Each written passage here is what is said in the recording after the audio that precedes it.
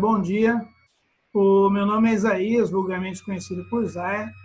Eu venho aqui hoje para trazer a vocês algumas dicas para aqueles alunos que ainda não se acostumaram com a situação que nós estamos vivenciando, né? Não se adaptaram ainda à forma de estudar, de acompanhar as aulas, tanto na questão de trabalhar de forma escrita no material impresso ou de interagir de maneira online, né, para poder fazer as atividades, para compartilhar, reorganizar o seu dia, né, na situação de estudos. Então, eu estou aqui pensando na situação do aluno que está em casa, né, sem poder sair, a não ser por em situações realmente essenciais. Então, você tem aí 24 horas na sua casa, tirando a situação de convivência, né, na questão de interagir aí com a sua família, outras pessoas estão utilizando o computador, às vezes o próprio celular, as dificuldades que a gente tem tido notícia aí dos alunos, conforme a gente está percebendo, alguns alunos estão não reclamando, mas estão se sentindo angustiados com essa questão. Então, eu selecionei aqui alguns itens, né? Espero que ajude, no caso de algumas dicas para vocês. E eu selecionei aqui. Então, vejam aí, ó, é rapidão. Dicas para estudo em tempos de quarentena. Tá? Eu peguei algumas coisinhas e coloquei aqui. Primeiro item, horário de estudo. Então, você vai pensar no seu dia, né, ó, tirando, obviamente, o tempo que você dorme, que você vai comer, tomar banho, vai assistir alguma coisa, vai se distrair aí da maneira que está dentro da nossa possibilidade. Mas, por exemplo, agora é hora de estudar.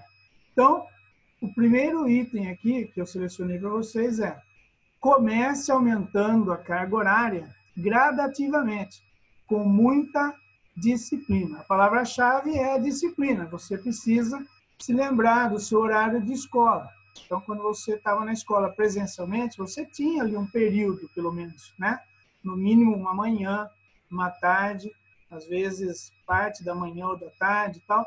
Então, você já tinha uma rotina de estudo em que as aulas eram separadas e você já tinha aquele horário e tal. Você pode seguir aquele horário, né, se adequar, mas a ideia principal é você começar gradativamente. Não adianta você pegar e sentar aí 6 horas direto que vai haver problema. Então, pega lá 2 horas, 1 hora, né? E aí, escalonando o número total das suas atividades dentro das várias disciplinas que você tem, organizando, inclusive seguindo as instruções que os professores estão colocando. E aí, quando você for usar o vídeo, então, eu coloquei aqui embaixo, o meio tecnológico, né? Evite cansaço visual, estresse e impaciência. Então, tem um vídeo para você ver, uma videoaula, por exemplo, ela tem 30 minutos. É lógico que a gente conhece os alunos e sabe que muitos deles não têm paciência de assistir todo o vídeo. Ele assiste o comecinho, vê que é tal assunto, fala, já sei disso, já vou ver o que é para fazer, etc. E tal. Quer dizer, se você não seguir o passo a passo, você vai cair na questão aqui da impaciência. Você vai ficar com ansiedade, vai entrar numa situação de estresse, né?